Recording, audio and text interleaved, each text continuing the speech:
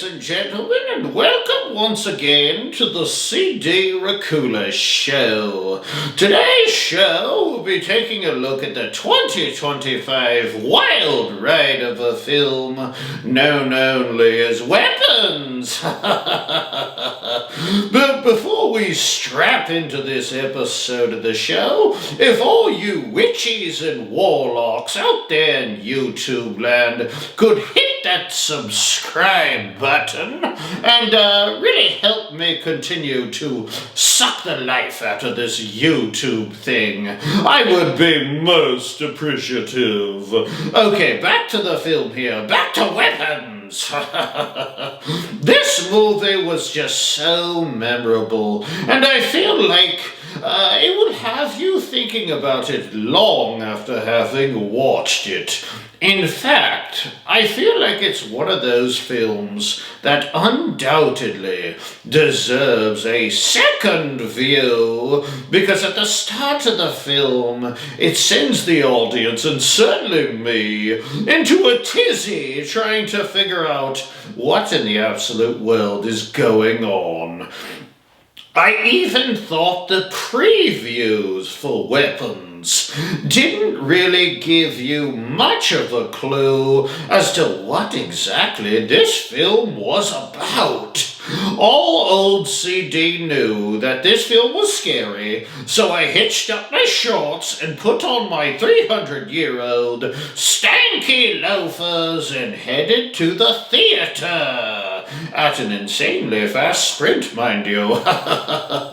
So, in the beginning of the movie, the only thing we know for sure is that at 2:17 a.m., not p.m., 17 children from Miss Gandhi's third grade class run off into the night and disappear, leaving only one kiddo in the class left, young Alex. Can we pause this and talk about the creepy style the kids run, by the way? Like with the faces first and the hands down at their sides, like some kind of aeroplane. It's so awesomely weird.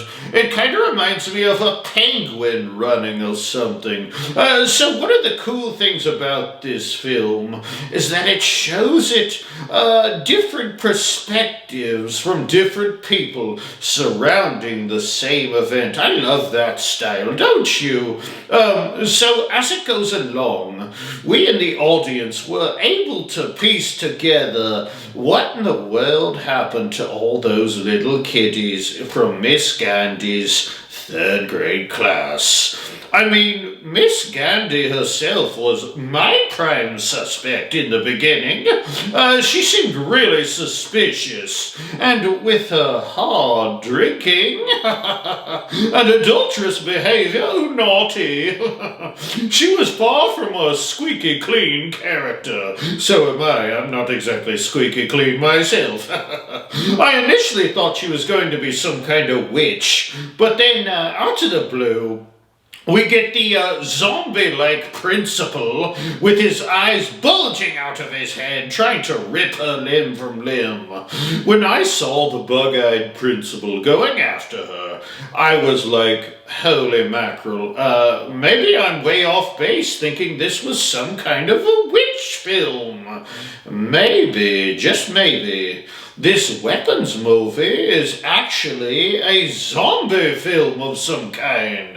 Like, was Miss Gandhi's class part of a government experiment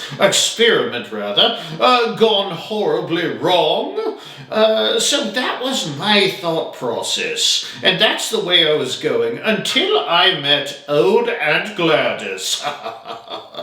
If you know me, if you know old CD, then you know I just love me some baddies. So when I first met Aunt Gladys, I was super pumped that guess what?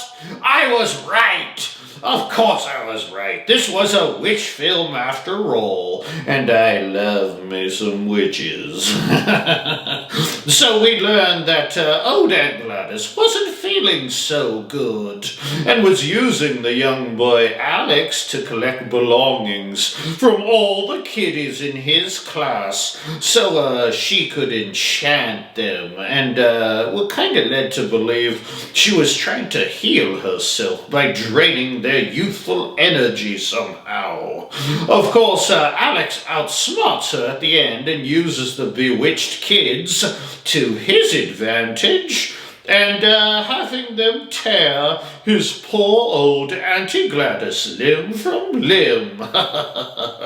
Which was totally awesome and almost comical to see all those maniacal killer kids chasing this old lady through the neighborhood. I will not forget that part. That's where this thing completely went off the rails. They didn't explain a whole lot about Aunt Gladys, and yes, we want more of her, but since they did tear her limb from limb, I was sad because it appeared that there was no sequel to be had. I was a sad CD, and you'd hate to see a sad CD. But guess what?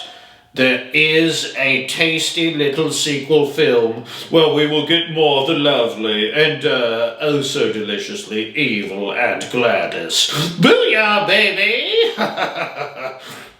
This film was directed by Zach Cregger, whom also directed the 2022 film Barbarian. That was a good movie too, if you ever saw it. Barbarian was. Zach also directed the upcoming prequel film featuring my girl, Auntie Gladys. So, you know I'm pumped for that. You know I'm pumped out of my rotted brain.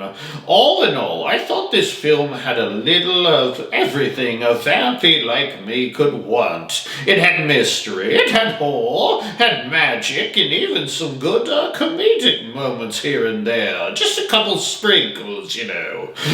Great acting from the cast as well. It was one of the better horror movies I've seen in quite some time. I'll say it. It was one of the better horror movies.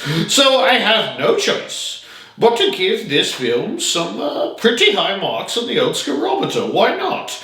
I mean, Aunt Gladys was just such an awesome character. You had to give it up for this weapons film.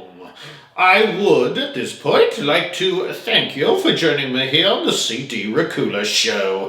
And if you guys could sprint over to that subscribe button like a bug-eyed, zombied weirdo, and hit that subscribe button as hard as you can. Maybe even with your face. I don't care.